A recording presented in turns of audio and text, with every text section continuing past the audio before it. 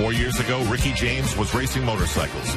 Now at 20, he's seeking his new limits in a very tough game. The first memory of the Ironman for Sean Swarmer is like most everyone else. He saw it on TV. But he was in a hospital bed at age 13, suffering from cancer, stage 4, Hodgkin's lymphoma. I remember going through about a year of chemo treatments, and because of the medicine and everything, I actually swelled up to about 60 pounds. You know, I was 60 pounds overweight. Like I said, I was 13, so my friends were out. You know, the hormones were kicking in. They were chasing girls, worrying about the latest hairstyles and shoes and everything. I'm 60 pounds overweight, you know, sitting on the bottom of the shower floor, crying my eyeballs out.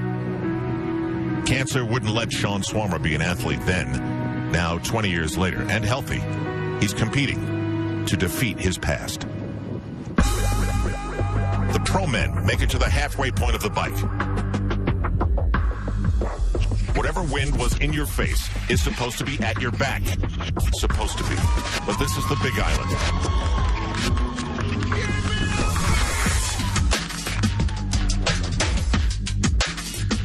Jorban Sinbal still leads, but Chris Lieto is right behind.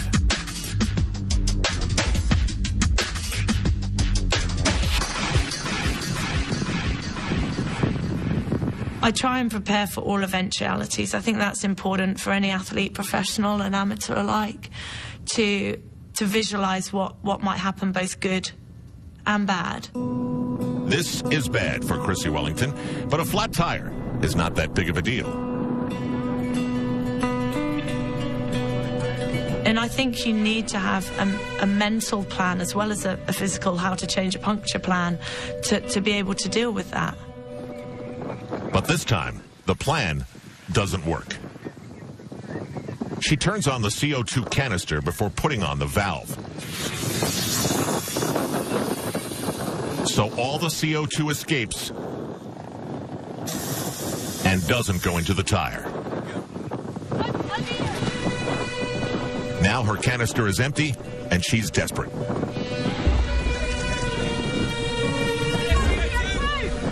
She had a 5-minute lead almost halfway through the bike, and now she is stranded by the side of the road without anything to fill her tire.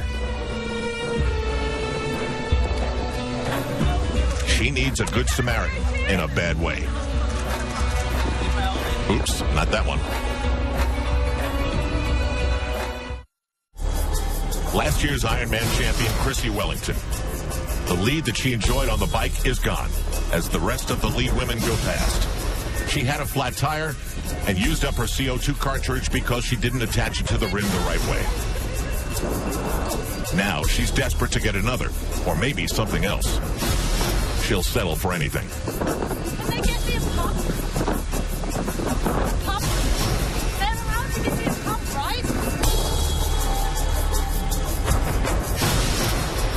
Chrissy is allowed no outside assistance. But if there's another rider, that's a different story. And word gets down the road to the approaching riders, and Rebecca Keith tosses her CO2 cartridge to Chrissy. Thank you, babe. Thank you, guys. She redoes the valve and fills the tire. Wellington said Keith's decision epitomizes everything great about the Ironman.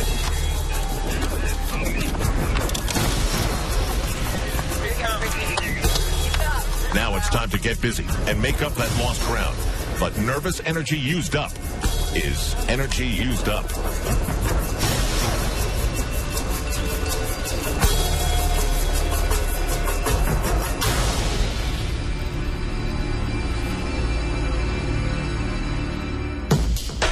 The new leader in the women's race is 37-year-old Aussie Belinda Granger. Her best finish here, 6th, 4 years ago. Natasha Bodman is holding steady and gaining ground on some, but not among the leaders. Deep down with that shoulder, she's realistic. There's a lot of pressure to put on your shoulder, riding in this position for 5 hours. As Belinda Granger makes the turn at the halfway mark, she doesn't know how far back Chrissy is, but Belinda is still realistic about her lead.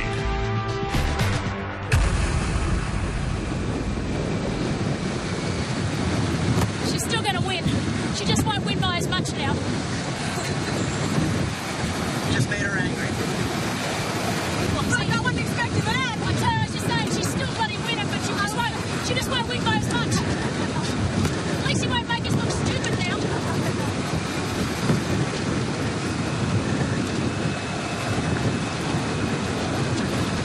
She's still freaking smiling.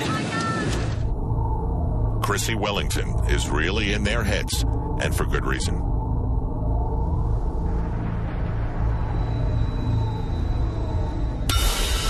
If Tjorvon Sindball is going to win, he knows running isn't his strength, so he must get a lead on the bike. But how much energy do you expel to get that lead? It's the ultimate Ironman question. I'm sure that the guys in the lead pack could probably bike faster, but then it would hurt the run. So it's all a balance, and you can for sure you can leave your race on the bike if you go and push it too much. He's a calculated rider who will see if his strategy pays off. Inside his body, physiological things are in motion that will provide an answer. For 72-year-old Harriet Anderson, surviving training to get to race day is the hard part. I was going down this road and a car was making a left turn, and I saw him coming up. And as I got to the intersection section, he said he didn't see me and just went through and hit me. I was very lucky. My bike was just crushed. And I guess I just flew through the air and landed good, and I just had soft tissue injuries. David Goggins is a member of the Navy's elite SEALs team, but it wasn't always that way. I used to weigh 280, never ran, hardly at all. Some SEALs died in Afghanistan, and I just wanted to find a way to raise money for their families. So I found a foundation, and I had to pick something to do. And most SEALs, you know, we don't just go out and sell hot dogs and hamburgers or have a car wash. I had to find something kind of medieval to do. So I Googled the 10 hardest events in the world. That's how I started running. Ever since then, I've been running and trying to test myself. I don't like running at all. I don't like running, I don't like biking, I don't like swimming. But to me, endurance sports is the only way you can really test yourself.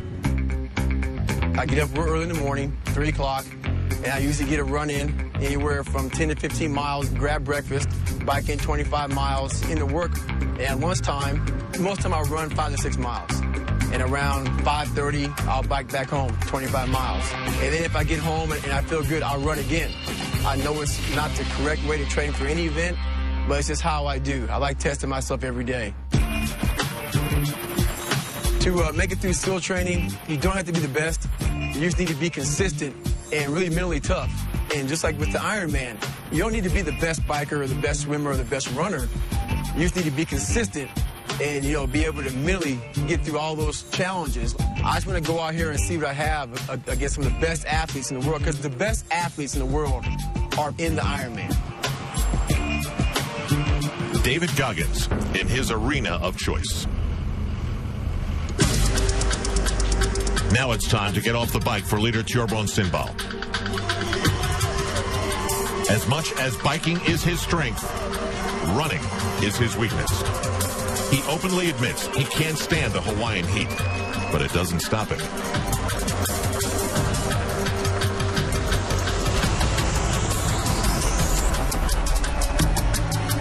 Cycling specialist Chris Lieto is right behind.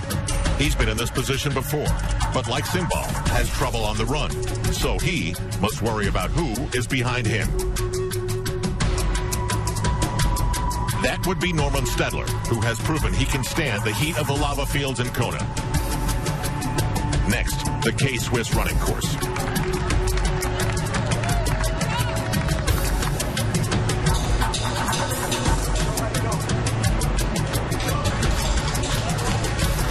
Lieto in pursuit of Tjorvon Sindball for 26.2 miles, bathed in white to try and stay cool. Belinda Granger is quietly heading back toward town to start her marathon. She is totally unaware of what is happening behind her.